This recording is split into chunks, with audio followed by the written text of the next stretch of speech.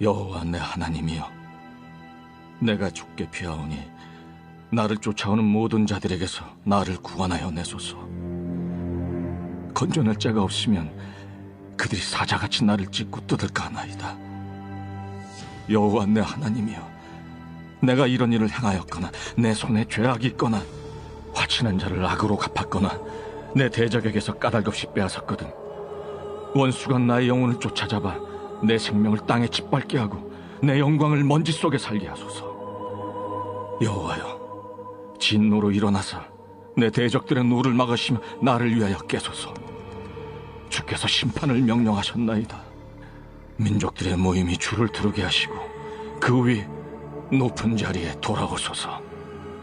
여호와께서 만민에게 심판을 행하시오니 여호와여, 나의 의와 나의 성실함을 따라 나를 심판하소서. 악인의 악을 끊고 의인을 세우소서. 의로우신 하나님이 사람의 마음과 양심을 감찰하시나이다. 나의 방패는 마음이 정직한 자를 구원하시는 하나님께 있도다. 하나님은 의로우신 재판장이시며 매일 분노하시는 하나님이시로다.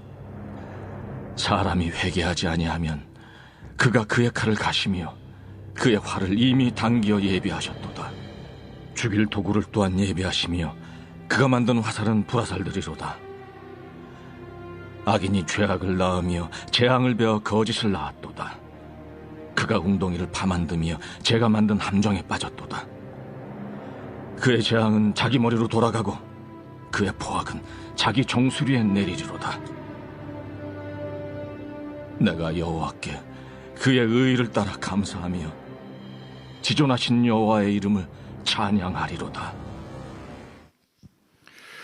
오늘부터 6번 6주 동안 좀 분위기를 좀 바꿔서 우리 영혼의 사운드 트랙, 좀 힘도 빠지고 또 기분도 꿀꿀하고 또 약간 계속되는 이 코로나 상황 때문에 행복하고 감사한 순간도 있지만 이 힘든 현실 속에서 우리에게 위로를 주는, 우리의 영혼을 깨우는 귀한 찬양들을 좀 배우고 싶습니다. 그래서 오늘 시편 7편 여러분과 함께 나눌 텐데, 이 시편 7편은 억눌린 자의 노래입니다. 특별히 사람을 두려워할 때 드리는 기도를 우리에게 보여주고 있죠. 사람들이 나를 힘들게 할 때, 그때 우리는 억눌리게 되죠. 자, 그럴 때 어떻게 이 문제를 해결할 것인가? 우리는 이 다윗의 기도를 통해서 어려움을 뚫고 하나님께 나아가는 그런 영적인 브레이크스루를 경험하게 될 줄 믿습니다. 이 시편은 시가yon 이렇게 표현해요. 히브리어로 시가연이라는 것은 뭐냐면 부르짖다라는 거예요. 부르짖는 시편입니다. 큰 소리로 외치는 거예요.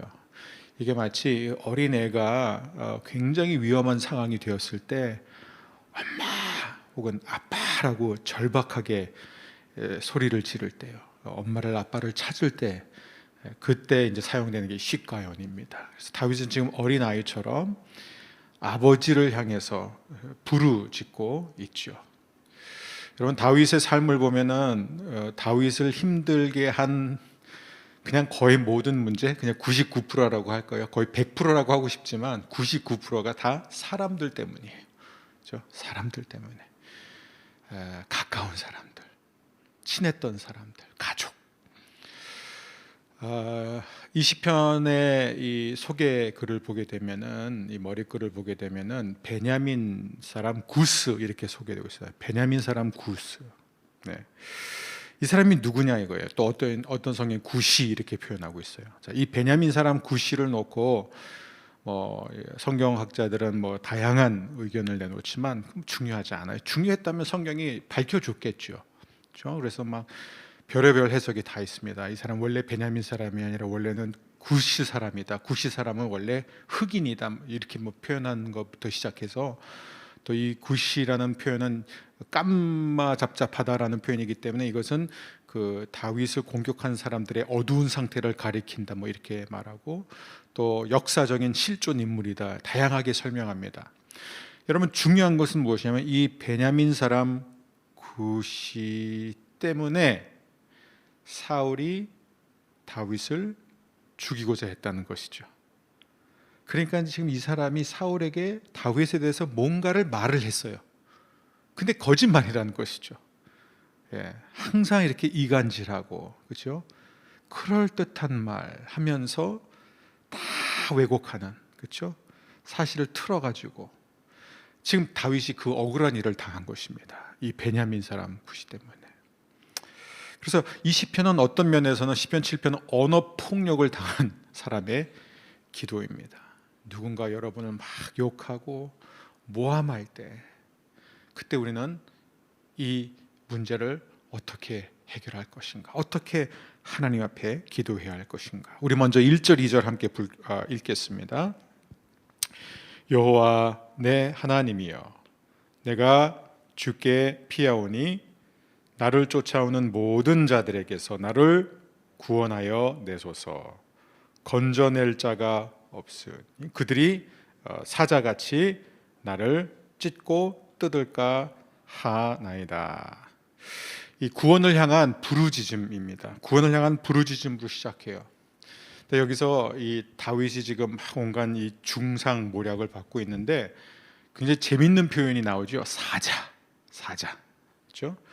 뭐라 그러죠?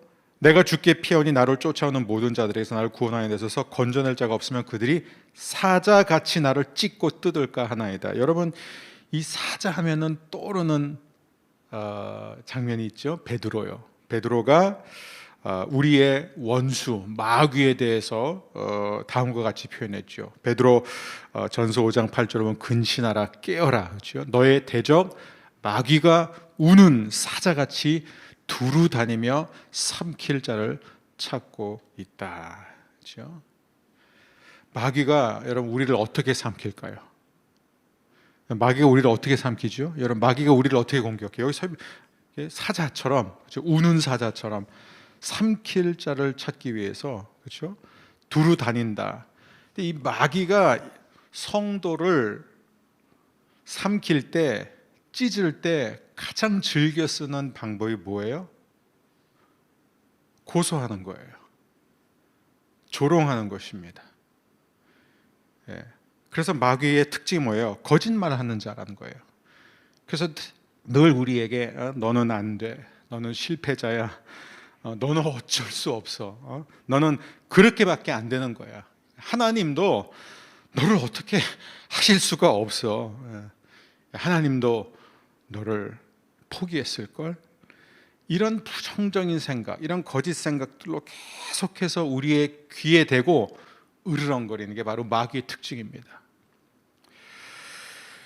우리 3절에서부터 5절 말씀 또 함께 읽겠습니다. 여호와 내 하나님이여, 내가 이런 일을 행하였거니 나나 내 손에 죄악이 있거나 또 화친한 자를 악으로 갚았거나 내 대적에게서 까닭없이 빼앗았거든 원수가 나의 영혼을 쫓아 잡아 내 생명을 땅에 짓밟게 하고 내 영광을 먼지 속에 살게 하소서 셀라. 자, 이 다윗은 이제 목숨을 부지하기 위해서 막 도망 다녔잖아요. 우리가 알죠. 이 사무엘서나 이렇게 보면은 굉장히 오랫동안 도망 다니면서 이굴저굴 막 숨어 다녔습니다. 그런데 그가 잠시 어떤 굴에 피신해 있었을 때 그 유명한 일화가 있죠. 사울이 다윗이 숨어 있는 동굴 안으로 들어간 거죠. 그 굴 안으로 들어가서 거기서 용변을 보고 또 다윗이 숨어 있던 굴 바로 앞에 거기서 또 잠을 잤다라는 거예요. 그렇죠? 그럴 때 이 다윗의 부하들이 하나같이 한 얘기가 뭐예요? 지금이 기회입니다. 하나님이 우리에게 주신 기회입니다. 지금 사울을 치십시오. 이거 보세요. 하나님이 사울을 여기까지, 당신 앞에까지 인도하지 않았습니까? 지금 혼자 아닙니까? 그의 목을 따면은 당신은 바로 왕이 될 수 있습니다. 다윗은 실제로 왕으로 사무엘에 의해서 기름 부은 받은 합법적인 왕 맞지 않습니까? 그런데 그때마다 다윗은 어떻게 했죠? 이 부하들의 강력한 이런 조언을 다 거부하고 사울을 죽이지 않았습니다. 그리고 한번 어떻게 사울의 옷자락을 베었잖아요. 살짝 가서 사울의 옷자락을 베어왔어요. 그런데 이 성경은요, 다윗이 사울의 옷자락을 벤 것만으로, 즉 그 옷에다가 칼을 댄 것 하나로도 너무 마음이 찔렸다 이렇게 돼요. 마음이 너무 찔렸던 거예요. 양심의 가책을 느낀 거예요.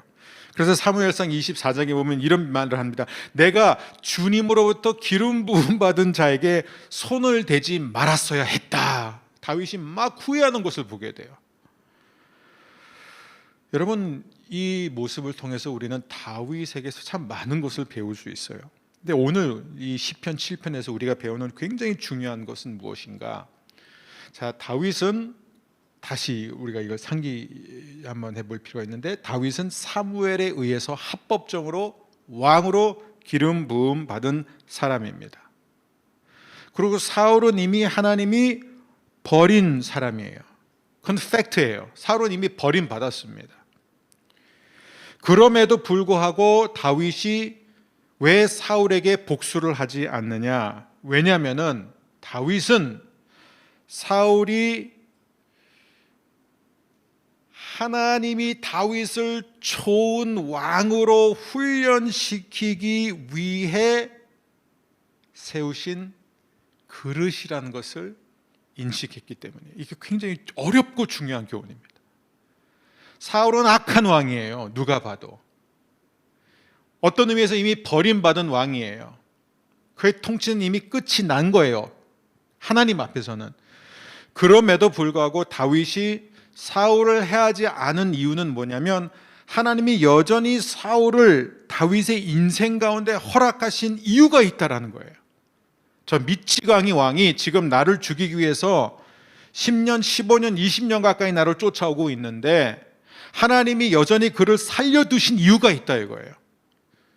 그것은 하나님이 사울이라는 악인을 통해서, 악한 왕을 통해서 나로 하여금 더 좋은 왕으로 훈련시키기 위한 것이다. 참 이게 이론상으로는 멋이지만 현실 속에서는 얼마나 받아들이기 힘든 일인지 모릅니다. 다윗은 알았어요. 때가 되면 하나님이 사울을 다루실 것이다. 때가 되면 하나님이 다윗을 왕좌에 앉히실 것이다. 그러니까 자신이 스스로 왕좌에 오르기 위해서 어떤 행동을 취할 필요가 없다라는 것이죠. 어떤 학자들은 뭐 이렇게 머리를 굴려서 다윗이 굉장히 머리가 좋은 사람이었다 이거예요. 그 자리에서 부하들이 다 보는 앞에서 사울을 죽였다면은 그가 나중에 왕이 되었을 때 자신의 부하들에 의해서 암살당할 수 있는, 자기기도 합법적인 왕을 죽인 그런 이력을 갖게 되기 때문에 나중에는 자기도 다른 사람한테 죽임당할 수 있는 하나의 건수를 줄 수 있기 때문에 그 순간에 그게 판단이 됐기 때문에 칼을 대지 않았다. 뭐 이렇게까지 해석하는 사람이 있어요. 다윗은 그것까지 내다본 상황이 아니에요. 이유는 하나예요. 하나님이 기름 부으신 자예요. 어떻게 기름 부으신 자예요? 나를 훈련시키기 위해서, 나를 단련시키기 위해서 기름 부으신 자를 내가 손댈 수 없다. 무슨 얘기인지 정리하겠습니다. 사울은 여전히 다윗의 삶 속에서 맡은 역할이 남아 있었다는 것이죠. 다윗은 그것을 알았습니다. 여러분, 이 점을 이해하는 게 왜 중요하냐면, 이것은 단지 사울과 다윗과의 관계를 설명하는 게 아니라, 이게 성경에 기록된 것은, 그 많은 에피소드들이 계속 반복된 이유는 뭐냐면, 이게 오늘날 모든 관계에 적용된다는 거예요. 직장에서 상사와의 관계나 부모와의 관계, 선생님과의 관계, 선배와의 관계, 동료와의 관계, 여러분, 우리가 정말 욕하고 싶은 모든 사람, 우리가 정말 미워하고 우리를 힘들게 하고 우리를 괴롭게 하는 부당한 모든 사람들에게 해당된다는 거예요. 여러분, 어떤 사람이 지혜로운 사람이냐? 시편 7편에 의하면 지혜로운 사람은 하나님이 일하시는 방식을 이해하는 사람이 지혜로운 사람이에요. 하나님이 일하시는 방식이에요. 즉, 자신 주위에 있는 모든 사람들이 하나님이 허락하신 역할이 있다는 것을 인정하는 사람이 지혜로운 사람입니다. 우리는 그 역할이 싫든 좋든 받아들여야 합니다. 왜 하나님께서 나를 그렇게 힘들게 하는 사람을 내 주위에 두셨을까? 그것은 우리로 하여금 더 나은 사람으로 만들기 위해서입니다. 실수가 아니에요. 사울은 다윗을 죽이기 위해서 여러분 창만 3번 던졌어요. 이 사무엘상을 읽다 보면요, 두 장에 걸쳐서 어떤 사건이 나오냐면, 여러분 영어 속담에 이런 표현이 있어요. Cat has 9 lives. 그러니까 고양이는 목숨이 9개다. 여간에서 죽지 않는다라는 거죠. 그런데 이 사무엘상을 읽게 되면 2장에서 사울이 다윗을 죽이려는 암살 시도만 12번 해요. 그러니까 다윗은 고양이보다 더 질긴 목숨을 갖고 있었어요. 여러분 정말 지금 힘들어요. 지금 목사님 저 몰라서 그렇지 내가 지금 얼마나 힘든 줄 아세요? 다윗을 한번 생각해 보세요. 짧은 기간에 12번의 암살 시도, 그것도 한 나라의 왕으로부터. 자기가 불러다가 내 앞에서 하프 연주를 해서 막 왕을 위해서 하프 연주하는데 그 자리에서 창을 던져요.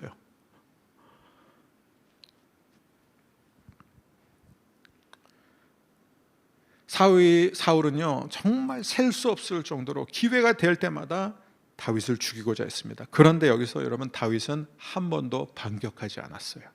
그게 어떻게 바보라서? IQ가 낮아서? 아니에요. 사울은 다시 강조할게요.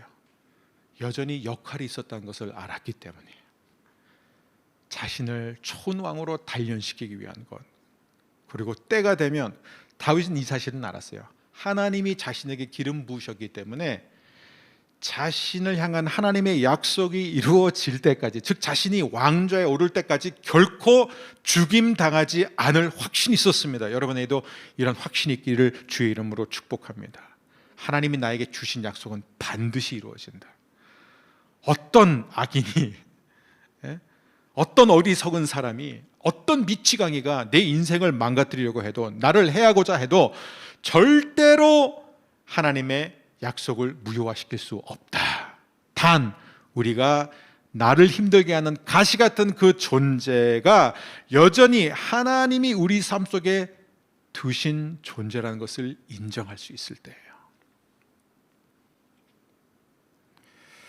다윗은 어떻게 매번 이렇게 참고 견딜 수 있었을까요? 왜냐하면 사울과 이 베냐민 사람 구시와 또 도액과 수많은 다윗을 괴롭힌 사람들이 하나같이 자신을 빚어가기 위한 하나님의 도구였음을 알았기 때문입니다. 이게 바로 그 비결이에요. 자, 그 다음에 이제 심판을 위한 부르짖음. 여러분 다윗이 직접 복수하지 않았지만 누구한테 복수해달라고 기도해요? 하나님께. 이게 방법이에요. 그냥 참고 당하라는 게 아니잖아요. 하나님께 기도합니다. 이게 6절, 7절, 8절이에요. 여호와여 진노로 일어나사 내 대적들의 노를 막으시며 나를 위하여 깨소서. 주께서 심판을 명령하셨나이다. 민족들의 모임이 주를 두르게 하시고 그 위 높은 자리에 돌아오소서. 여호와께서 만민에게 심판을 행하시오니 여호와여 나의 의와 나의 성실함을 따라 나를 심판하소서. 여러분 이 기도는 무슨 얘기냐면 지금 다윗이 하나님께 뭐라고 말하고 있냐면, 하나님 지금 모든 사람들이 이 상황을 지켜보고 있습니다. 지금 그 얘기하는 거예요. 이게 지금 저만의 문제가 아니잖아요. 하나님과 저와의 약속 그 한 가지만 걸려 있는 게 아니라 지금 모든 성도가, 모든 백성이 지금 이 상황을 보고 있습니다. 그러므로 오직 하나님만 하실 수 있는 그 일을 해주세요라고 지금 기도하는 거예요. 이게 얼마나 멋있는 기도예요. 제가 하지 않겠습니다. 하나님이 해주세요. 하나님이 해주세요. 여러분도 이렇게 기도할 수 있게 되기를 바랍니다. 원수 갚는 것은 누구에게? 하나님께 있어요. 그러니까 하나님께 기도해야 돼요. 다윗은 결코 지금 자신이 죄가 없다고 말하는 게 아닙니다. 여기 8절에 보면 여호와께서 만민에게 심판을 행하시오니 여호와여 나의 의와 나의 성실함을 따라 나를 심판하소서. 이게 무슨 얘기냐면 나는 죄를 지은 적이 없습니다라고 말하는 게 아니라 다윗이 지금 하고자 하는 얘기는 지금 사람들이 자기를 막 비방하고 모함하고 있는데 그게 사실이 아니라는 거예요. 자기가 정말로 사울을 죽이고자 했던 적이 없다라는 거예요. 그게 억울하다는 거예요. 자기가 정말 사울을 죽이고자 했다면 그럼 하나님 나를 심판해 달라는 거예요. 나는 죽어도 좋습니다. 그들이 말한 대로 나는 완전히 파멸되어도 좋습니다. 근데 주님 아시잖아요.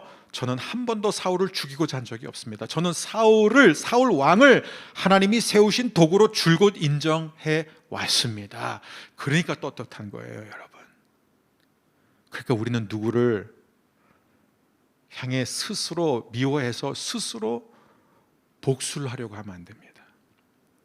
그럼 우리는 하나님이 행할 수 있는 것을 스스로 차단하는 거예요. 자, 9절에서 10절입니다. 이제 구원을 위한 부르짖음이 또 이어지죠. 악인의 악을 끊고 의인을 세우소서. 의로우신 하나님이 사람의 마음과 양심을 감찰하시나이다. 나의 방패는 마음이 정직한 자를 구원하시는 하나님께 있도다. 이게 진짜 멋있는 거예요. 여러분, 다윗은요 온갖 고소와 비방과 지금 정죄 가운데서 뭐라고 고백하냐면 이 고백이에요. 내 보호는 하나님입니다. 이게 신앙이에요. 내 보호는 하나님입니다. 하나님 자신이 내 보호입니다, 이거예요. 왜? 하나님은 마음이 정직한 자를 구원하시는 하나님이기 때문에. 마음이 정직하다는 건 뭐예요? 다윗의 마음이 온전히 하나님을 향하고 있다는 거예요. 온전히 하나님을 향하고 있다는 거예요. 여러분 보세요. 다윗은 살면서요 정말 죄 많이 지었습니다. 진짜 죄 많이 지었어요. 근데 그가 지은 죄의 스케일이 장난이 아니에요. 사울하고 비교하면 사울이 양반이에요. 다윗이 훨씬 큰 죄, 더 더러운 죄를 지었어요. 그는 약점이 참 많았습니다. 여러분, 사실 하나님이 그때마다 개입하셔서 다윗이 돌이킬 수 없는 죄까지는 안 갔죠. 근데 하나님이 그때 개입 안 하셨다면 돌이킬 수 없는 죄까지 갔을 거예요. 그가 블레셋 땅으로 들어가서 블레셋 그 왕 아기스와 손을 잡고 이스라엘과 전쟁을 치를 뻔했는데 하나님이 적극적으로 개입해가지고 자기가 자기 동족을 쳐 죽인 일이 생기지 않았잖아요. 자기가 자기 동족을 향해 칼을 겨누었다면 그는 왕이 될 수가 없는 사람이었어요. 어리석은 사람 나발과의 사건 속에서도 동족을 향해 칼을 겨눌 때 하나님이 아비가일이라는 여성을 극적으로 보내가지고 개입하신 거예요, 여러분. 여러분, 내가 사고를 안 쳤다고 생각하지 마세요. 우리는 다 사고를 치고도 남는 사람들인데 하나님이 그때마다 개입하셨어요. 그래서 사고를 친 사람과 안 친 사람의 차이점은 뭐냐? 제가 표현을 바꾸겠습니다. 우리는 다 사고를 치기 때문에 사고를 많이 치는 사람과 덜 치는 사람의 차이는 뭐냐? 하나님의 개입 여부예요. 여러분, 이렇게 우리 인생에는 하나님의 개입이 얼마나 많은지 모릅니다. 우리가 아는 개입뿐만 아니라 모르는 개입이 훨씬 더 많아요. 다윗은 여러 차례 실수했고 약점이 많았고 죄를 많이 지었지만 우리가 정말 다윗을 본받아야 하는 것이 무엇이냐? 정말 흠모할 만한 무엇이 다윗을 다윗되게 했느냐? 그는 전심으로 하나님을 사랑했어요. 정말 그것은 아무나 못 따라갈 수준으로 정말 하나님을 뜨겁게 사랑했습니다. 끊임없이 사랑했어요. 평생 사랑했어요. 그러니까 하나님을 사랑했기 때문에 다윗에게는 하나님에 대한 자신감이 있었습니다. 무슨 얘기냐면 하나님은 어떤 상황 속에서도 모든 것을 바로 잡으실 수 있는 분이다.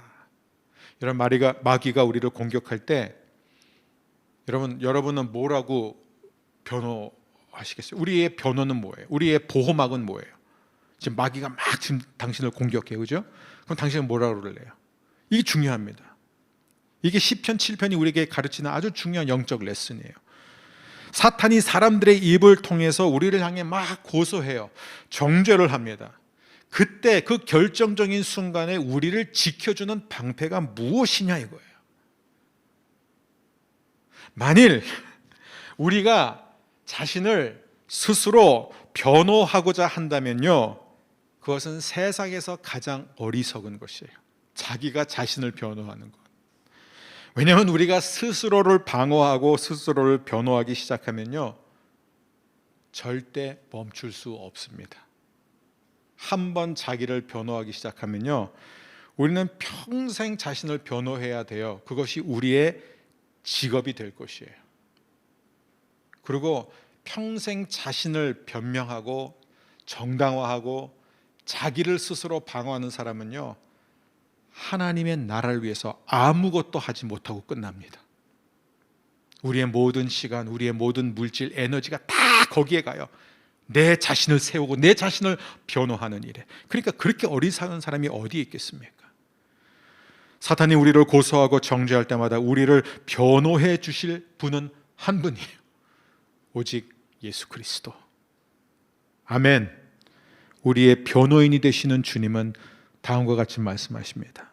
내가 피를 흘렸고 내 죄는 사해졌도다.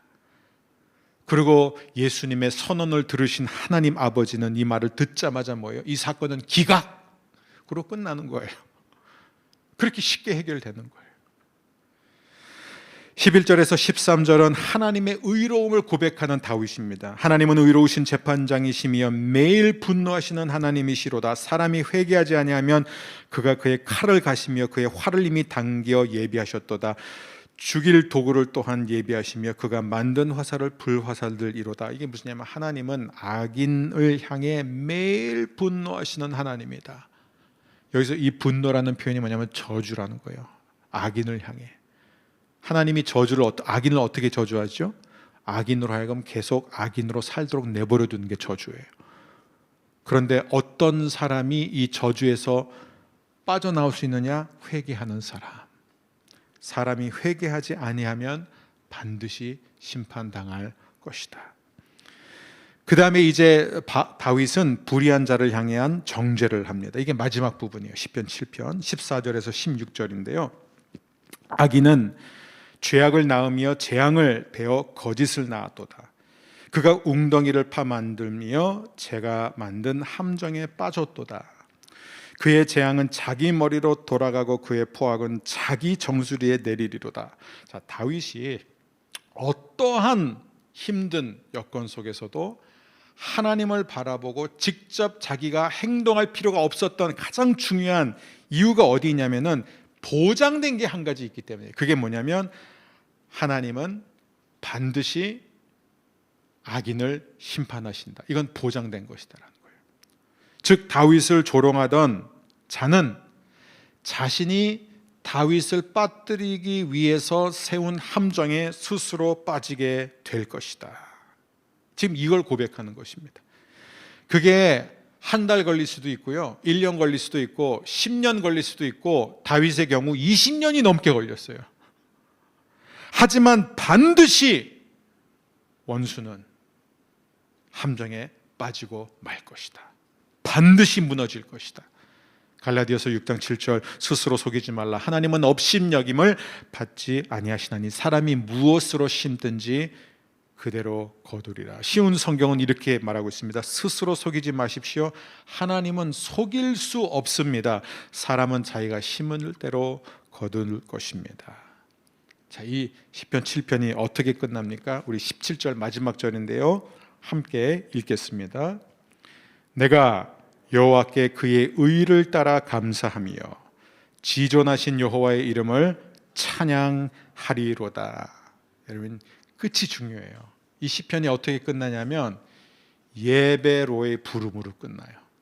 보세요. 결국 심한 언어 폭력과 비방과 욕설과 정죄를 당한 이 다윗의 궁극적인 해결책은 무엇이냐? 하나님께 부르짖어요. 그죠? 하나님께 막 부르짖습니다. 어린 아이가 엄마 아빠한테 살려달라고 하듯이 아파하면서 부르짖어요.